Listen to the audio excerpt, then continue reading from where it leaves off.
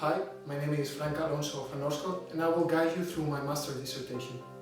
My project is framed in the study of Luc Eckhout about healing the city. It has been elaborated from the main perspective of the International Master of Science and Architecture at the KUL Campus Ghent. The following presentation is based on the perspective of a user through my project. I will develop a speech about his own experience. I hope you like it. I'm going to introduce you to the main character of our story. This is Antonio, a young Spanish man who recently got a degree in mechanics and was forced to close his business as a freelancer in Salamanca due to the COVID-19 sanitary crisis that harmed the world during 2020. Antonio was forced to emigrate to a nearby country in search of new job offers and a new life. Our protagonist began his adventures towards his new home, Belgium, without knowing neither the language nor its culture. So he flew to the capital, Brussels. Since then, he saw a prosperous future in the Flemish region of Belgium, in the city of Ghent. For Antonio, it was not difficult to move since he was one-person family, and at his 25 he did not have many assets either. Therefore, he took a train and he got to the St. Peter's station. It will take him a while to adapt to the new mobility of taking trains, trams, bikes, to get to his new home in Muide. But what is Muide? Is it part of Ghent? To Antonio it seems something out of the map, foreigner to the city. Indeed, it was something like that. What once was an important naval and commercial port for the city was now a far-off residual area for low-income people, ignorant to what was happening in the core of the city. For an immigrant like Antonio, the rents in the centrum were impossible to pay, so he ended up choosing the most affordable rental for his pocket in the island of Muide. In 2021, the island was still quite difficult to reach, coming from the centrum without using a car. This part of the city had been divided into three areas. At the edges, we have the new harbor and the old harbor, and in the middle, a condensed immigrant population in 100-year-old houses. Finally, Antonio rented a small studio near the crowded highway, whose noise pollution ran out his patience.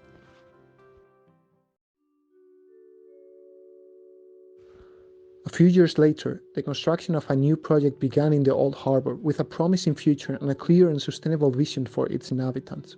Antonio trusted from the start in the promising idea of living, working, and cooperating in the same space.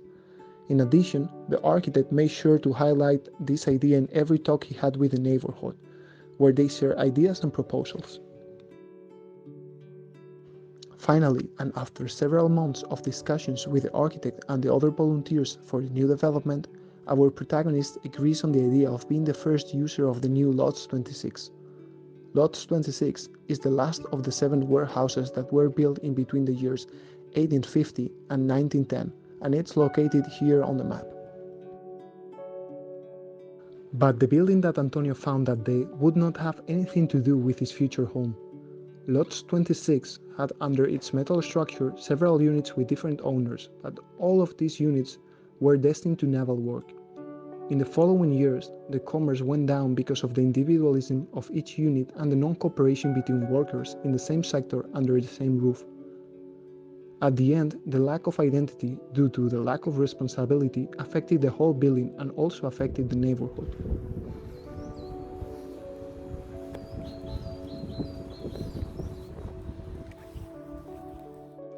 What once was a marvelous work of engineering in 1910, a slim, long, permeable and entirely metallic structure, was now a closed, polluted and degraded space.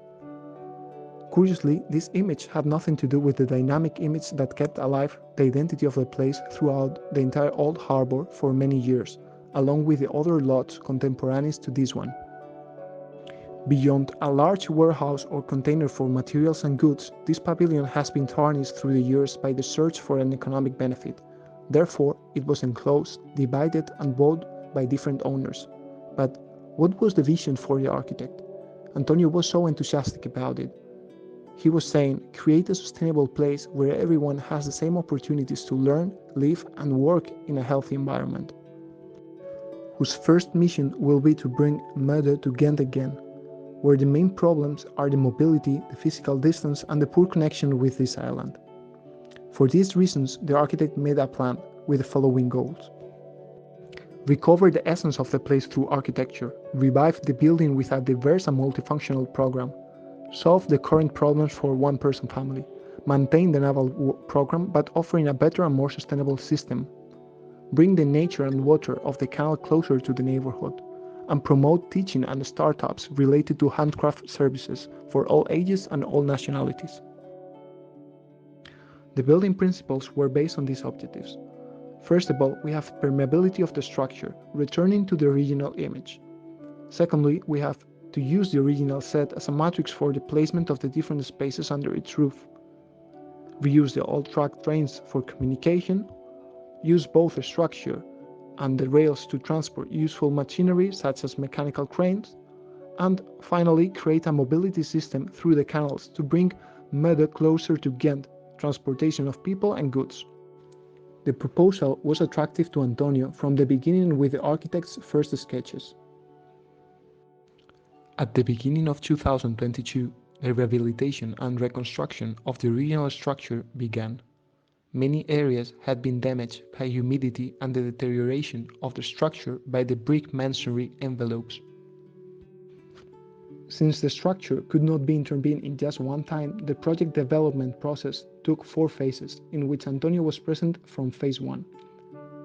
In phase 1, the architect, together with the community, agreed to address the problem of the units that were isolated and abandoned, units that were completely neglected, creating the first box, the hoop box, a professional prototype consisting of a bolted, prefabricated, and assembled on-site metal structure.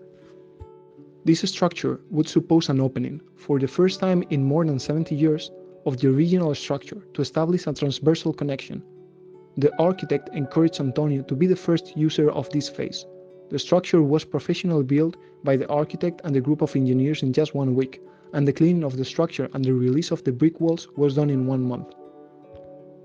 Is in this phase 1 where Antonio as a handicraftman could enjoy the process of construction with the many possibilities of the hoop box. At the end of 2022, they accomplished the construction of the first box. This unit was sustainable, made up of waste reused material from other constructions, low energy impact, water roof collector, and also solar energy roof collector. Our protagonist saw the birth of the ground floor of a small startup that welcomed children after classes at the school and where they had activities related to the water environment. Finally, Antonio at the end of 2022 created his residence at the top of this box. It is here where our protagonist is presented with the manual, a compendium of instructions to build his own space depending on the activity he would accomplish: residential, startup service, or linked to navigation. In phase 1, the user could only choose between residential and startup service, since the old units supply the repair service for both and coexisted with the new hubbox. It was not an easy task for Antonio, but he managed to acquire new technical skills that made him self-sufficient to be able to create his own house following the manual. The 3 main guidelines written on the manual are: 1. Follow strictly the manual to accomplish the minimum requirements for the thermal and acoustic insulation. 2. The finishing material on the facade will be the only variable to be chosen by the owner, reusing material as waste material. 3. Cooperation is essential in the new Loods 26. This experience of ready-made of building your own house would help him in the future to commit himself to the vision of working and living in the same space. After a few months, phase 2 began. 4 new hubboxes were built, contiguous to the first one, following an order. The units that had become obsolete or served as storage were purchased and transformed into new service spaces on the ground floor and living spaces on the top floor. Each of these residential units was completely different from the other, attending to the user's need, but they shared the constructive method following the manual and the emplacement of the sanitary area. Antonio was able to help each of the new members of these small 35 square meter units in their construction. All these new members were one-person families, people like Antonio who had to travel in search of new opportunities. This community was living on top of the new hubbox structure and working in the floor beneath on the different startups related to the village. This is the unit where Antonio is living, with an open view to the canal and with a direct contact with the water. After 3 years, the largest ship repair company of this industrial warehouse, Kettles, went bankrupt, And with this, it came the phase 3. In addition to continuing the function as a SIP repair center, two elements were incorporated. First of all, the teaching and education in repairs and maintenance, and secondly, the sustainable construction of new self-sufficient SIPs with renewable energy.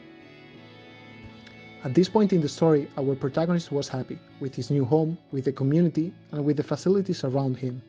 Facilities like the new mobility system with the sustainable boats, his new job as a construction assistant in the new Loods 26, and the other services offered by startups such as the canteen under their home. After 2 more years, Antonio saw the work finished, and I must mention that he was also one of the first to intervene in the construction of this phase 4, by following the manual. He also learned a new occupation by assisting the lectures about sustainable boat designing. In this phase, the remaining units were completed, segmenting the teaching on the upper floor and the working, creating, and repairing the new SIPs on the lower floor, establishing a direct contact with the new mobility system. Since the existence of an old shipyard where all the rustiness and the big ships are being repaired, our building of Loods 26 will work as an ecological and sustainable boat building warehouse. Antonio has given us some of these schemes of the construction of these new ships. They started by studying the figure of the catamaran, and they managed to bring it to the level of self-sufficiency using photovoltaic panels, hydro turbines, and kinetic energy of the users who charge these boats for up to 8 hours, with dimensions of 12 meters in length. Ships that will end up being the future for cities like Ghent for the easy transport of goods and people, zero-impact boats. Translating this information to a reality where the inhabitants of the island can travel easily to the centrum. The project would not function without the cooperation of the village. The research on its speciality makes easier the development of a sustainable future for 2050. Each new intervention in Muide is fed by the others: energy with mobility, nature with healthy lifestyle, education with new job offer, repair and innovation with the waste material. So, finally, everyone is involved in every project by following the rules of the village. Loods 26 is connected with the school through the educational system. The connection with materials is an exchange of resources that have been upcycled for the construction of the hookbox and the boats. Food and nature is all around the system. In exchange of mycelium boards, Loods 26 collects and serves rainwater from the pit roof for irrigation. Energy is also important. We produce organic waste that is being shared with this factory for the production of electricity and heating. That is how the new village can work and sustain the life in it. Before concluding the presentation, please remember to check the full master dissertation booklet. This book contains all information related to the study of Loods 26, from the city scale to the building scale. For the detailed scale, you can also check the link below for the attached booklet that contains the manual, construction booklet for Loods 26. Finally, we can conclude that today Antonio has been able to experience the transformation of part of the history of Ghent, thanks to architecture. He has achieved economic and social recognition among those who were his neighbors, and now he's living in a fair, livable, and healthy village.